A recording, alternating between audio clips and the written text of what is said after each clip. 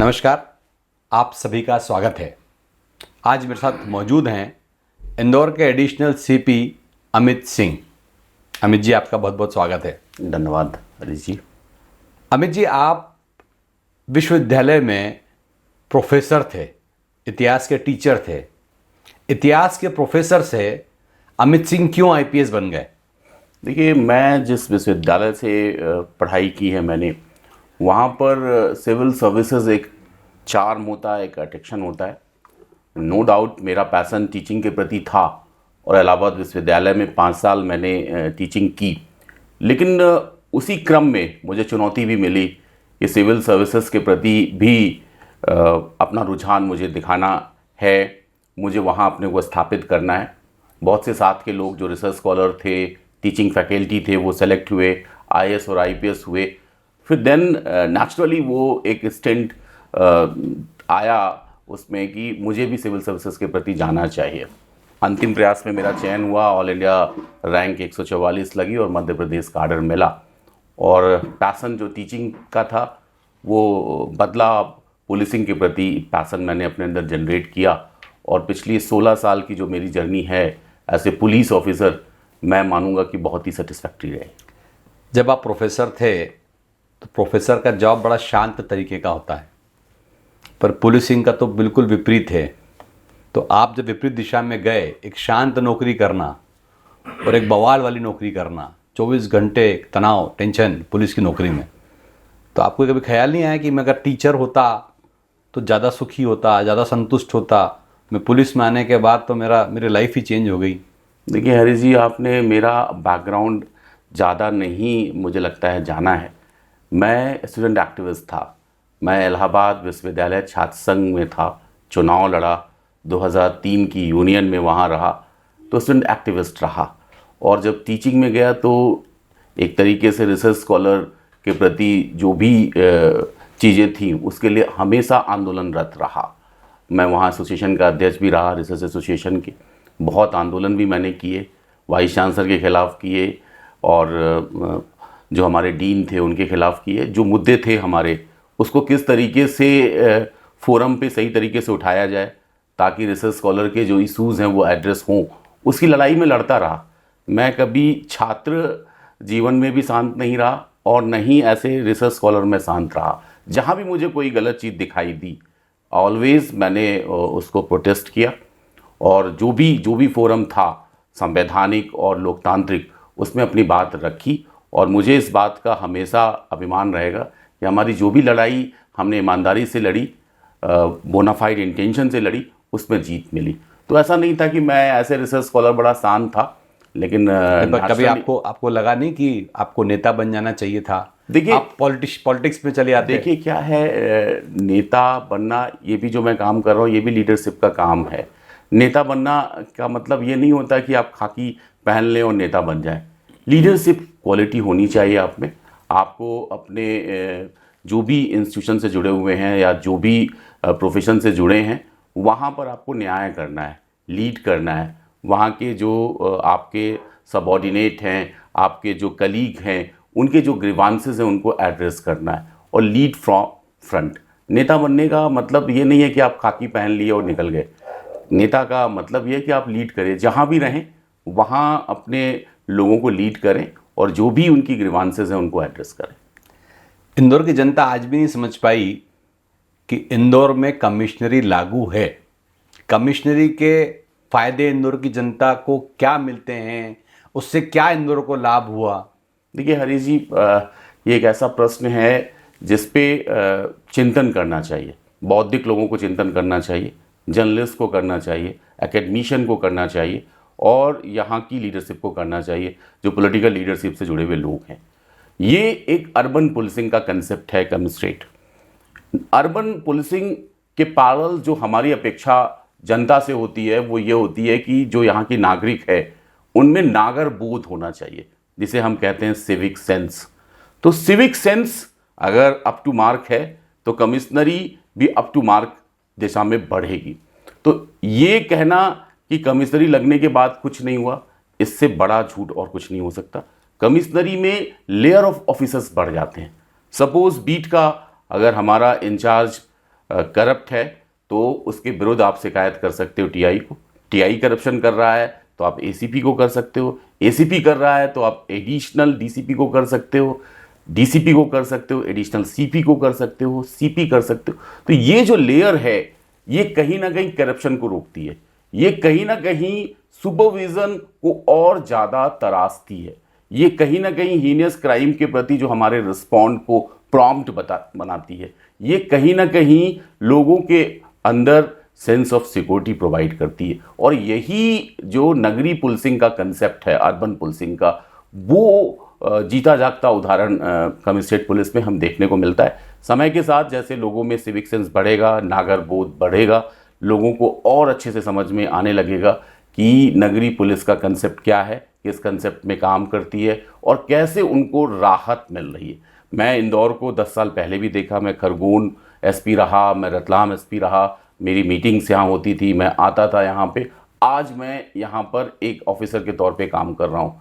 तो मैं दावे के साथ कह रहा हूँ कि क्राइम का जो क्वांटम है, क्राइम की जो रूथलेसनेस है, वो कम हुई है।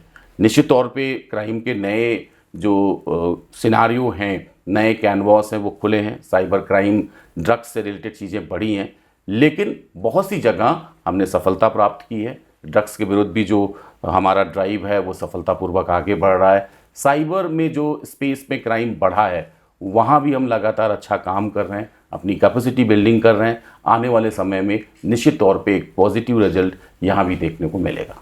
अमित जी, आपने नारकोटिक्स विभाग में भी काम किया है। इंदौर में बार बार एक आवाज़ उठती है कि यहाँ पे ड्रग्स का बहुत बड़ा कारोबार है, आपकी क्वांटिटी बहुत ज़्यादा है। जितना भी क्राइम ब्रांच काम कर रही है, ऐसा लगता है बड़ा छोटा छोटा 10 ग्राम 20 ग्राम, उसी में पुलिस उलझी हुई है। एक बड़ी सफलता पुलिस को अभी तक नहीं मिली है। क्वांटिटी नो डाउट ज़्यादा है, पुलिस आए दिन कुछ न कुछ छोटा मोटा कुछ न कुछ पकड़ती रहती है, पर आपको लगता नहीं कि इसके एक बहुत बड़ा नेक्सिस है?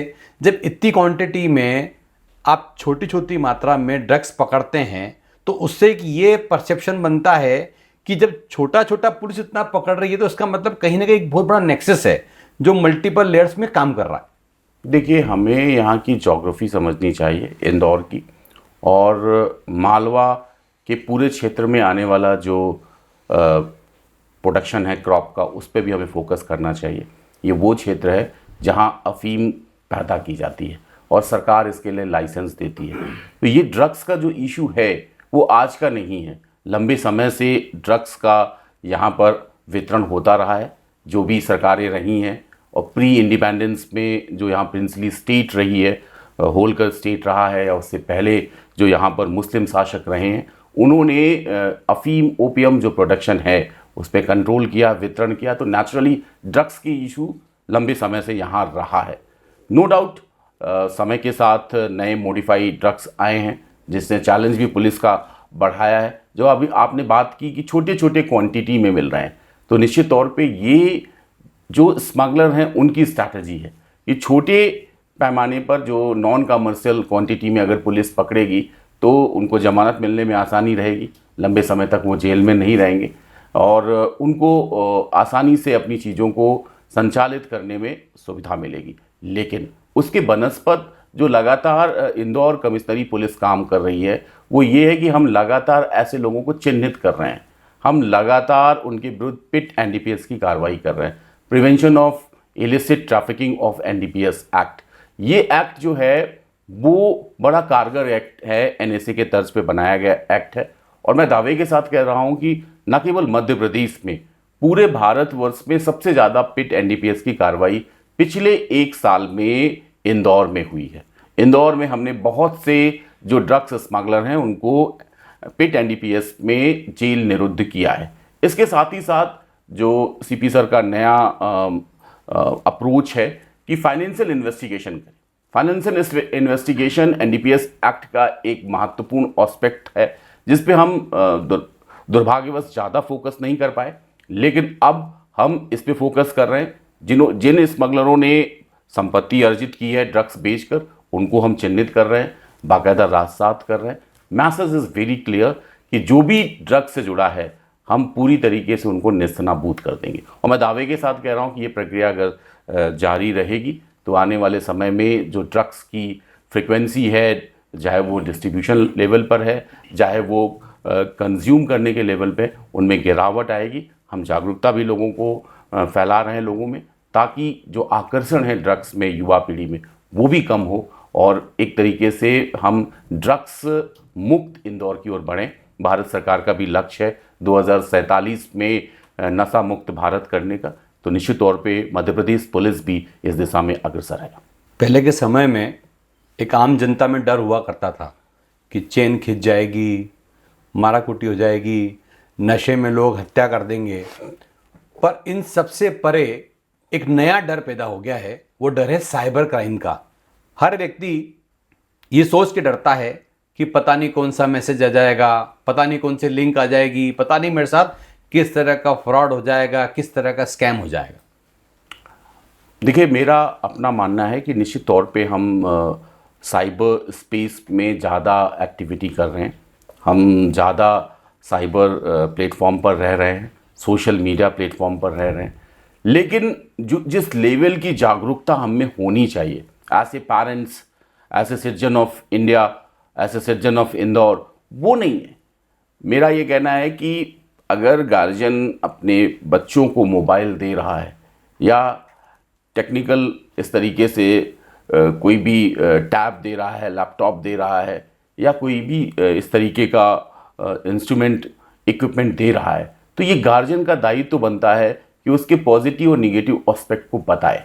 वो बताए कि अनजान व्यक्तियों से किसी भी तरीके का संवाद ना करें, किसी भी तरीके की चैटिंग ना करें, किसी भी तरीके से जो उनकी प्राइवेट चीज़ें हैं वो शेयर ना करें। निश्चित तौर पे ये गार्जियन का दायित्व बनता है। पुलिस का दायित्व तो है, पुलिस भी जागरूकता लगातार इस संदर्भ में फैला रही है। हमारा ध्येय वाक्य है कि prevention is better than cure. अगर साइबर के दृष्टिकोण से हम देखें तो प्रिवेंशन पे हमें फोकस करना है। लोग जागरूक होंगे, क्योंकि अमूमन जो साइबर क्राइम होता है वो या तो भय दिखाकर होता है या लालच दिखा के होता है। इन दोनों पक्षों को अगर हम उस पर हम काम करेंगे कि भय हो, तत्काल आप पुलिस से संपर्क करें, लालच में आप बिल्कुल ना पड़े।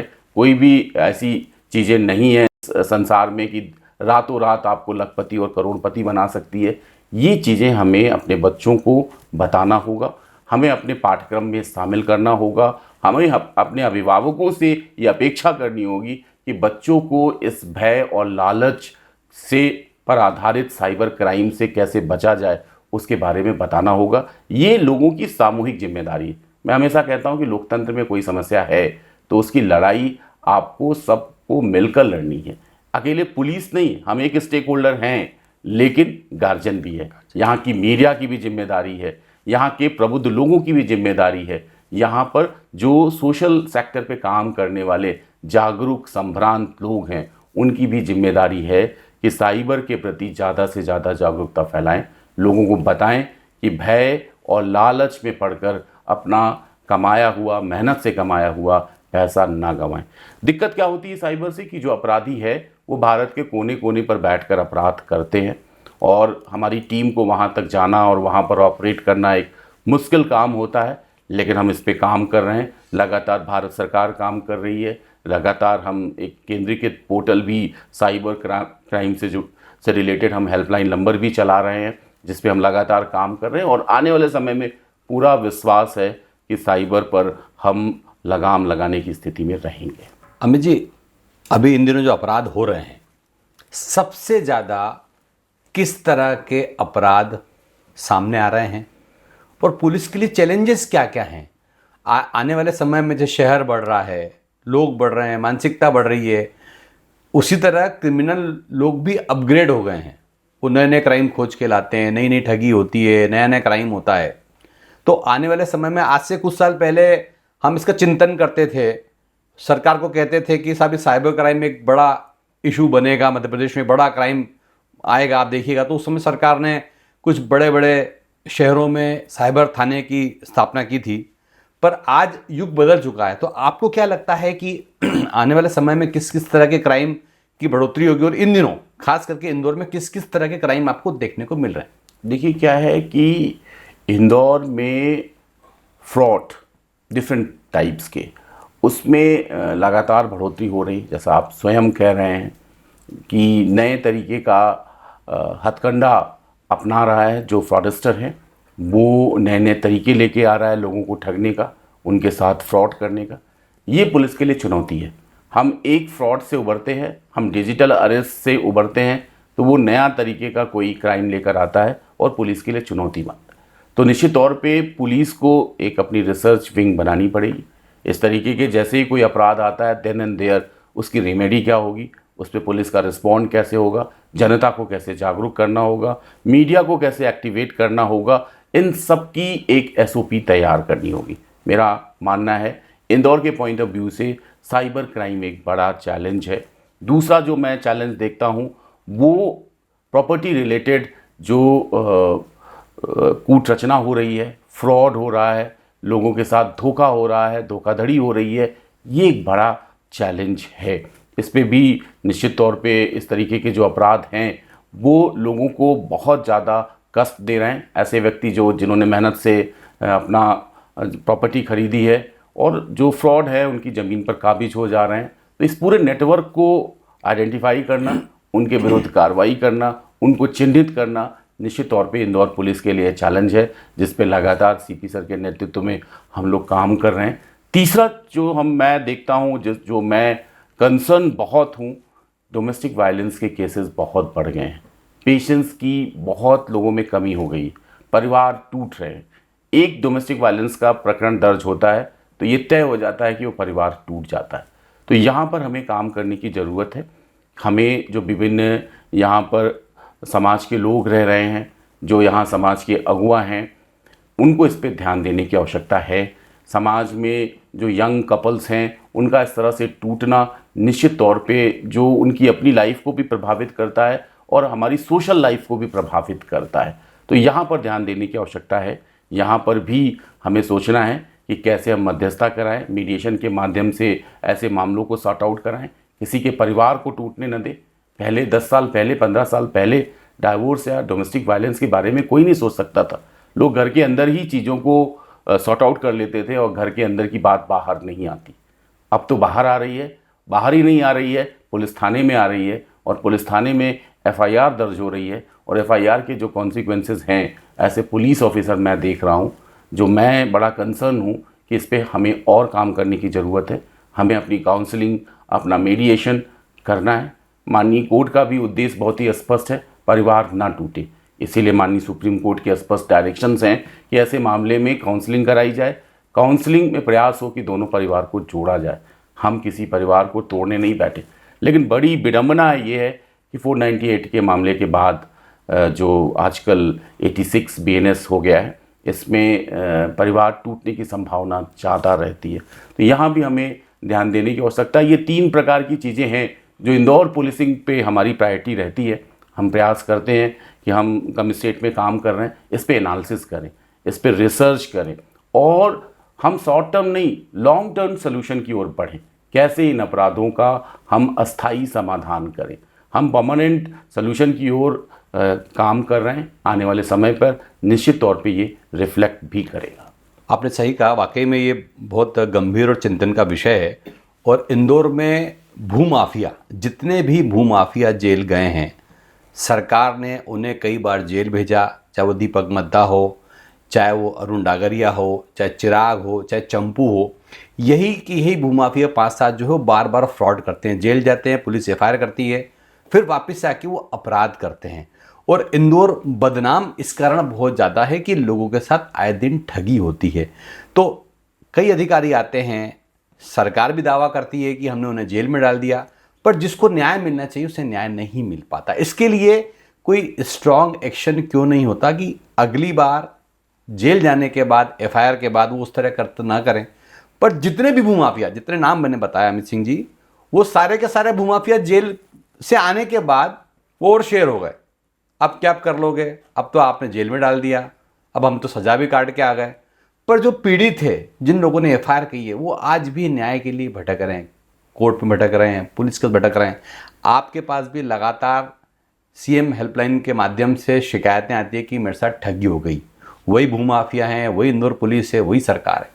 देखिए, मैं बहुत सीधा सा जवाब आपके प्रश्न का दूंगा। हर चीज़ का समाधान कानून की किताबों में है। विडंबना ये है कि हम उनका पालन नहीं करते। अभी सीपी सर ने इस पे स्पष्ट निर्देश दिया है कि ऐसे जो फ्रॉडस्टर हैं, ऐसे जो ठग हैं, ऐसे जो भू माफिया हैं, जो लोगों की प्रॉपर्टी को कब्जा कर रहे हैं या धोखाधड़ी करके बेच रहे हैं, उनको चिन्हित करके, और उन्होंने इन धोखाधड़ी से जो पैसा अर्जित किया है, संपत्ति अर्जित की है, उसको राजसात किया जाए। बीएनएस की जो नई धारा है उसमें इनका प्रावधान है। बहुत जल्दी हम इस पे काम करेंगे और साथ ही साथ प्रशासन को लिखेंगे, रेवेन्यू डिपार्टमेंट को लिखेंगे कि ऐसे लोगों को ना तो रेरा से परमिशन मिलनी चाहिए, ना तो टीएनसीपी से परमिशन मिलना चाहिए। जो भी ऐसे फ्रॉडस्टर हैं जिनके खिलाफ भू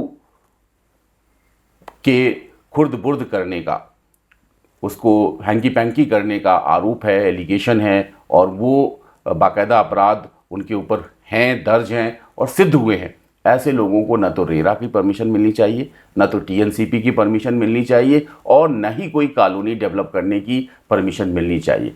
अगर ये हमारा जो प्रस्ताव है उसको स्वीकार किया जाएगा तो ऐसे जो भूमाफिया है वो निश्चित तौर पे भूमिगत हो जाएंगे और ये व्यापार जो इस तरीके का करते हैं वो छोड़ देंगे। माननीय न्यायालय ने एक और चीज़ संज्ञान में लाए हैं। आपने कहा 498 को लेकर के वाकई चिंता का विषय, घर काफ़ी टूट रहे हैं, पर सबसे बड़ी विडंबना ये है कि विवाद होता है पति पत्नी में। आरोपी बनते हैं पति के माता पिता, उसकी बहन, उसके परिजन। पुलिस बड़ी आसानी से सबके नाम लिख लेती है।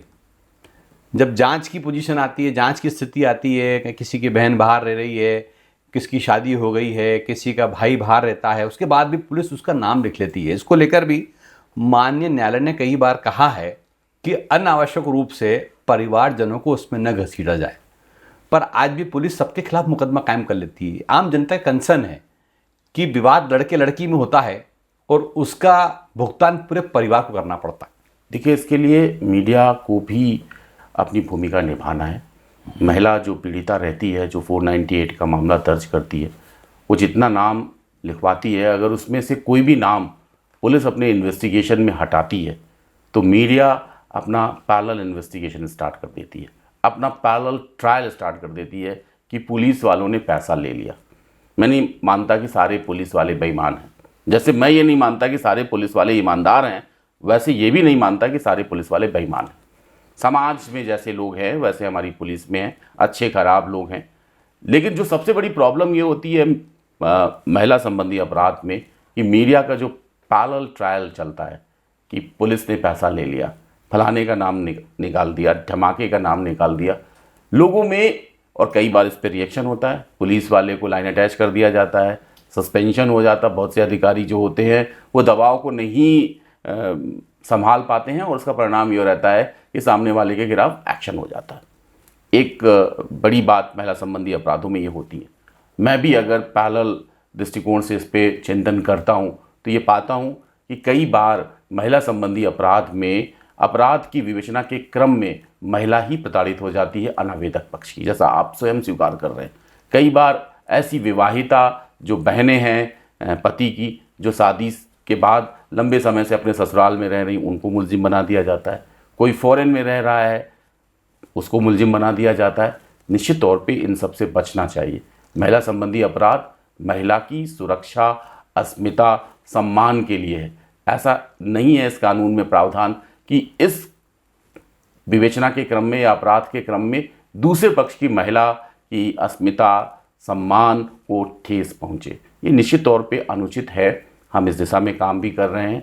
हम अपने विवेचकों को इस बारे में बाकायदा ट्रेंड भी कर रहे हैं। साक्ष्य को पर्याप्त तरीके से कलेक्ट किया जाए।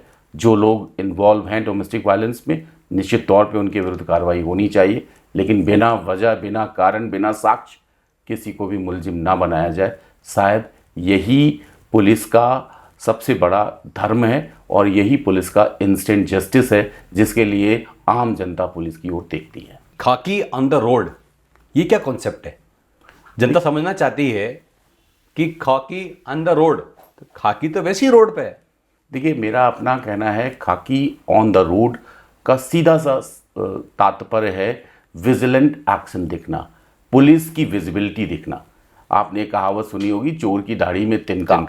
अपराधी जो होता है वो अपराध करने से पहले रेकी करता है, पहले वो पुलिस के मिजाज को देखता है, पुलिस की सक्रियता को देखता है, पुलिस के प्रॉम्प्टनेस को देखता है कि पुलिस एक्टिव है, पुलिस चौराहे पर सक्रिय तौर पे काम कर रही है, रोका टोकी कर रही है।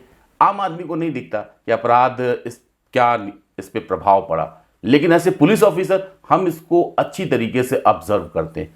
पुलिस ऑन द रोड रहेगी, पुलिस विजिलेंट रहेगी, पुलिस विजिलेंट होके एक्शन लेगी, रोके टोकेगी, अपराधियों पर एक्शन करेगी ऑन रोड, तो निश्चित तौर पे लोगों का अपराध करने का जो दुस्साहस है वो समाप्त होगा। मेरा हमेशा मानना है, let the criminal in the state of confusion. उसको लगे कि पुलिस उसे पकड़ सकती है, ये हमेशा भाव अपराधी में होना चाहिए। अपराधियों में ये भाव नहीं होना चाहिए कि पुलिस हमने अपराध किया और पुलिस हमें नहीं पकड़ेगी। तो ये कमिश्नरी पुलिस का एक कैरेक्टरिस्टिक भी है, अर्बन पुलिस का एक बहुत बड़ा चरित्र है कि पुलिस सड़क पर दिखे और एक्शन करते हुए दिखे। एक्शन भी किसके खिलाफ? जो रियल सेंस में क्रिमिनल हैं। और मेरा अपना मानना है कि रियल सेंस में अगर एक्शन हो रहा है, ऑन द रोड एक्शन हो रहा है, तो पब्लिक इसको एक्नॉलेज करती है, मीडिया इसको एक्नॉलेज करती है, जुडिशरी इसको एक्नॉलेज करती है कि पुलिस का जो एक्शन है वो प्रॉम्प्ट है। देन एंड देयर अपराधी की धरपकड़ हुई, सड़क पर उसे दौड़ा के पकड़ा गया, उसके खिलाफ कार्रवाई की गई। जनता यही चाहती है और सभी स्टेक होल्डर भी यही अपेक्षा पुलिस से करते हैं। और लगातार सीपी सर के नेतृत्व में हम इस पे काम कर रहे हैं कि पुलिस विजिलेंट रहे, पुलिस दिखाई दे, पुलिस एक सौम्य तरीके से पोलाइट जेंटलमैन ऑफिसर की तरह से काम करे। मेरा दावा है कि हम जिस तरीके से काम कर रहे हैं, आने वाले समय में पुलिस की जो सार्वजनिक छवि है उसमें और बढ़ोतरी होगी और हमारा एक्शन जो है वो इंदौर की जनता के द्वारा एक्नॉलेज भी होगा, हो भी रहा है और होगा भी। जनता का एक और सवाल है आपसे अमित सिंह जी। आपको पता है इंदौर में लोग घूमने भी निकलते हैं, फिरने निकलते हैं, और इन दिनों पुलिस का एक अभियान चल रहा है ड्रंक एंड ड्राइव वाला। उसमें जनता को यह आपत्ति नहीं है, वो मानती है कि पुलिस को वाकई चेक करना चाहिए कि ड्रंक एंड ड्राइव वालों पे कार्रवाई करना चाहिए। पर कई लोग परिवार के साथ रहते हैं, उसके बाद भी पुलिस जो है उन पे कार्रवाई करती है, कुछ को छोड़ भी देती है, आरोप भी लगते हैं पुलिस पे कि पैसे देके पुलिस ने छोड़ दिया। पर ड्रंक एंड ड्राइव का मुद्दा क्या है? पुलिस इस तरीके से ड्रंक एंड ड्राइव को चेक करती है जैसे कोई अपराधी हो। देखिए, एक अच्छे परिवार के लोग होते हैं, परिवार फैमिली के साथ होते हैं, वो शराब पिए हुए रहते हैं, वो गलती करते हैं, पर पुलिस का जो नज़रिया होता है, कार्रवाई की जिस तरह की कार्रवाई होती है, तो ऐसा मानते हैं कि हम बहुत बड़े अपराधी हैं। देखिए, इसके दोनों पक्ष हैं जी। मैं कल रात में एक प्राइवेट गाड़ी से घूम रहा था, 2 बार मेरी गाड़ी रोकी गई और मेरे साथ जो प्राइवेट ड्राइवर थे उनको चेक किया गया, बाकायदा ब्रेथ एनालाइज़र लगाया गया और अच्छे से उन्होंने चेक किया और जाने दिया। प्रॉब्लम कहाँ आती है? प्रॉब्लम आती ये है कि जिस तरीके की जीवन शैली हमने अपना लिया है, जिस तरीके का हमारा तौर तरीका बन गया है, आज हम जिस तरीके से सेल्फ सेंटर्ड हो गए हैं, रोकने टोकने पे हम तुरंत प्रतिक्रियावादी हो गए। ये पुलिस ही नहीं, अगर घर वाले भी रोके टोके तो वायलेंट हो गया है आज का यूथ, आज की जो नई पीढ़ी है, जो निश्चित तौर पे चिंतन का विषय है, समाजशास्त्री अध्ययन की ज़रूरत है। कई बार पुलिस की भी गलती होती है, लेकिन इससे इनकार नहीं किया जा सकता कि लोग आजकल घोर प्रतिक्रियावादी, कैसे पुलिस ने रोक लिया, कैसे ड्रंकन ड्राइविंग का चेक कर रहे हैं। पुलिस के लोग रात में जग के अगर ड्रंकन ड्राइविंग कर रहे हैं तो उसके पीछे पुलिस का उद्देश्य ये है कि लोगों के लिए सड़कें सेफ हों। आप ड्रंकन ड्राइविंग तो देख रहे हो, लेकिन पिछले 6 महीने से इस अभियान में जो तेजी हुई है उसके परिणाम स्वरूप जो रोड एक्सीडेंट्स में कमी आई है, लोगों के लिए हम सड़कें सुरक्षित कर रहे हैं, उस पर भी ध्यान मीडिया को लाना चाहिए। निश्चित तौर पे ये मैं मानता हूँ कि पुलिस वालों ने 1-2 प्रकरणों में पैसा ले भी लिया होगा, हम उधर भी ध्यान दे रहे हैं, ऐसे लोगों को चिन्हित भी कर रहे हैं, अनुशासनात्मक कार्रवाई करेंगे और लगातार अगर उसमें जुड़े हैं तो हम उनको निलंबित करेंगे, डिसमिस करेंगे। लेकिन बहुत बड़ा प्रश्न ये है कि लोग आज धैर्य की कमी हो गई है, रुकना चाहते नहीं हैं, रोक टोक से ऊपर उठ गए हैं, उनको लगता है कि हम कानून से ऊपर हैं। इस कानून के समक्ष सभी समान हैं, कानून का सम्मान करना चाहिए। अगर आपसे पुलिस अपेक्षा कर रही है कि शराब पी के गाड़ी ना चलाएं, तो इंदौर की जनता से भी हमारी अपेक्षा है कि अगर ड्रिंकिंग करने जा रहे हैं, सोशल ड्रिंकिंग करने जा रहे हैं, पब में जा रहे हैं, रेस्टोरेंट में जा रहे हैं, तो एक आदत ड्राइवर लेकर जाएं जो ड्रिंक ना किए हो। या आप ओला को यूज़ कर सकते हैं, आप रैपिडो को यूज़ कर सकते हैं। ऐसा बिल्कुल मत करिए कि ड्रिंक भी करें और उसके बाद ड्राइव भी करें। बहुत सी घटनाएं इंदौर में ही हुई है, बहुत से लोगों को चलती गाड़ियों से रईस यादव ने रौंदा है। इसी इंदौर में बड़ी बड़ी घटनाएं हुई हैं। हमारा प्रयास ये है कि इससे अपराधियों में भी भय रहे कि पुलिस चेकिंग कर रही है, पुलिस का विजिलेंट एक्शन भी दिखे और इंदौर की सड़कें आम आदमी के लिए सुरक्षित रहें। ये हमारा लक्ष्य है। आपने एक अच्छी बात बोली कि हम उन लोगों को भी पुलिस में ट्रेस कर रहे हैं, उन पे कार्रवाई भी हम करेंगे। हाल ही में एक मामला चल रहा है आपके डिपार्टमेंट में, एक एडिशनल डीसीपी, एक अन्य अधिकारी, दोनों के खिलाफ लेटर जारी हो जाता है कि उन्हें हटाया जाए। उनकी अनियमितताएं सामने हैं, उनके फ़ोटो भी वायरल होते हैं, उन पे तो पुलिस कार्रवाई कर नहीं पाती है। देखिए, मेरा ये कहना है कि उसमें जिस एसीपी की आप बात कर रहे हैं उनको हटा दिया गया है। आज़ाद नगर एसीपी की जगह नई पदस्थापना हो गई है। हमारी एक प्रक्रिया होती है, हम कोई डीओ लिखते हैं या पत्र लिखते हैं तो पीएचक्यू और शासन भी अपने स्तर पर उसकी समीक्षा करती है और नेचुरल जस्टिस का भी सिद्धांत है। दूसरे पक्ष को भी अपना पक्ष रखने की आवश्यकता है। हमने कार्रवाई कर दी है और उनको अपने पद से हटना भी पड़ा है। आने वाले समय में ऐसे जो भी अधिकारी या नीचे के जो हमारे कर्मचारी हैं वो इस तरीके की अनियमितता करेंगे, लापरवाही करेंगे, अनुशासनहीनता करेंगे तो निश्चित तौर पे उन्हें बख्शा नहीं जाएगा। आखिरी बात आपकी होगी, अमित सिंह को जनता से क्या क्या अपेक्षाएं हैं, क्या क्या उम्मीदें हैं, जनता से किस तरह का सहयोग चाहते हैं एडिशनल सीपी अमित सिंह? देखिए, मेरा इंदौर की जनता से निवेदन यही है कि ज़्यादा से ज़्यादा अपने लोगों को जागरूक करें, चाहे वो ट्रैफिक रूल से रिलेटेड हो, चाहे वो सिविक सेंस से रिलेटेड और मुद्दे हों, उनमें ज़्यादा से ज़्यादा आप अपने बच्चों से स्वयं से चर्चा करें। मेरा मानना है कि अगर घर में बैठकर ही हम चर्चा करना स्टार्ट कर देंगे कि हमें ट्रैफिक रूल्स का पालन करना है, हमें साइबर क्राइम से दूर रहना है, हमें किसी भी तरीके का अपराध नहीं करना है, पुलिस का सहयोग करना है, मैं दावे के साथ कह सकता हूं कि इंदौर और ज़्यादा सेफ़र होगा। इंदौर को मैं मेट्रो में सबसे सेफ़ सिटी के तौर पे मानता हूं इंडिया के, और अगर हम इस पे काम करेंगे तो आने वाले समय में और सेफ़र होगा। इंदौर में रहने के लिए लोग और आएंगे, चाहेंगे कि इंदौर में बसें।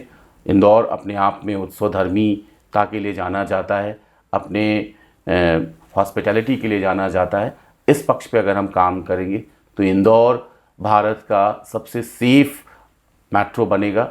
इसमें मेरा पूरा विश्वास है और मैं अपेक्षा भी करूंगा कि लोग इस पे अगर काम करेंगे तो जिस तरीके से इंदौर को दुनिया का सबसे स्वच्छ शहर बनाने की ओर अग्रसर है, भारत का तो है ही है, इस दिशा में भी हम अच्छा कर सकते हैं। दुनिया का नहीं तो भारत का सबसे सेफ सिटी बनाने के लिए हम सब मिलके काम करेंगे तो निश्चित तौर पे भारत का सबसे सेफ मेट्रो इंदौर ही बनेगा।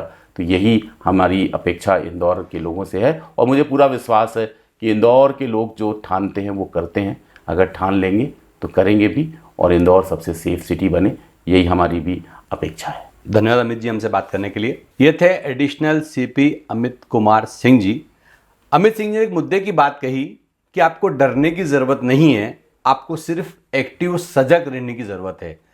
आप अगर ये मानते हैं कि सब कुछ पुलिस ही कर लेगी तो ये असंभव है, आपको भी अपना योगदान देना पड़ेगा। अगर इंदौर सफाई में नंबर 1 आया था तो उसमें सबसे बड़ी भूमिका जनता की थी। अगर इंदौर में हम चाहते हैं कि इस क्राइम को रोकना है, साइबर क्राइम को रोकना है, ट्रैफिक को ठीक करना है, तो जनता को भी आगे आना पड़ेगा।